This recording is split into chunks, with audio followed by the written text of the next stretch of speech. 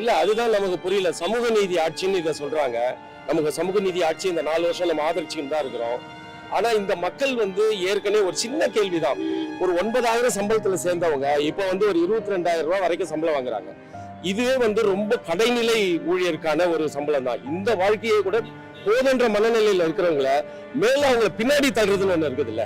மறுபடியும் ஒரு நாள் காலையில வாட்ஸ்அப்ல உங்களுக்கு வேலை இல்லை, இங்க நீங்க நாளையில இருந்து ஒரு இடம் இருக்குது அங்க போயிடுங்க அப்படின்னு ஒரு கண்ணை கட்டி காட்டுல விட்டது போல.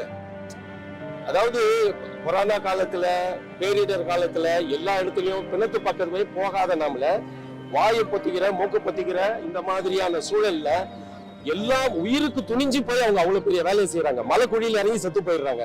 இவ்வளவு பெரிய கொடூரமான சூழல்ல சமூக நீதி அரசு என்ன பண்ணா அவங்க மேலும் கை தூக்கணும். சமூக நீதியே அடிமட்டத்துல இருந்து மக்கள் இருந்துதான் சமூக நீதி வரும். இன்னைக்கு இருக்கிற பணக்காரனுக்கும் முதலாளிகளுக்கும் கான்ட்ராக்டாரனுக்கும் சமூக நீதியா?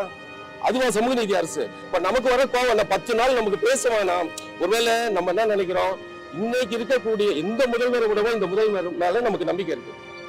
அடித்தட்டு மக்கள் இவ்வளவு நாள் 11 நாளாவது இங்க போராடின்னு இருக்கிறாங்க. இப்ப இந்த மக்களுக்கு ரொம்ப சின்ன மேட்ரு. இப்ப இந்த அதிகாரிகள் எல்லாம் தனியார் மயமாக்கினா ஒத்துக்குவானுங்களா? அப்ப ஒத்துக்க மாட்டாங்க. அப்ப இவங்களை மட்டும் எப்படி ஒத்துக்குவாங்க? இவங்க மதத்துல இறங்கி வேலை செய்யறாங்க, பிணத்தோட இருந்து வேலை செய்யறாங்க, எப்ப கூப்பிட்டாலும் வர்றதுக்கு ரெடியா இருக்கிறாங்க. சாதாரண இந்த பணி இதுக்கு இதுவே டெம்பரவரி தான்.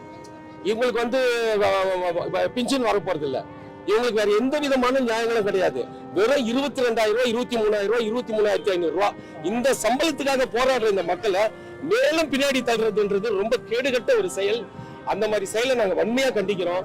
இதுக்குதான் இப்ப இவ்வளவு இளைஞர்கள் ஏன் வராங்க? இவ்வளவு இளைஞர்கள் வராங்க, கலைஞர்கள் வராங்க, எழுத்தாளர்கள் வராங்க.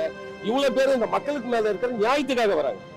ஏன்னா கொரோனா பீரியட்ல நம்மளாம் வீட்டுல இருந்தோம். எவ்வளவு மோசமான வறுமையில இருக்கிறவங்க கூட வீட்டுல இருந்தோம். சுகாதார பணியாளர்கள், தூய்மை பணியாளர்கள் தான் துணிஞ்சு போயிட்டு அந்த வேலையை செஞ்சாங்க. நம்ம கண்கூடா பார்த்தோம். அந்த மக்களை வஞ்சிக்கிறதுன்றது எப்படி சமூக நீதியா இருக்குன்ற கேள்வி நம்ம கேட்போமா இல்லையா? இதுதான் இப்ப இந்த கேள்வியின் அடிப்படையில தான் நம்ம இந்த மக்களோடு சேர்ந்து நிற்கிறோம்.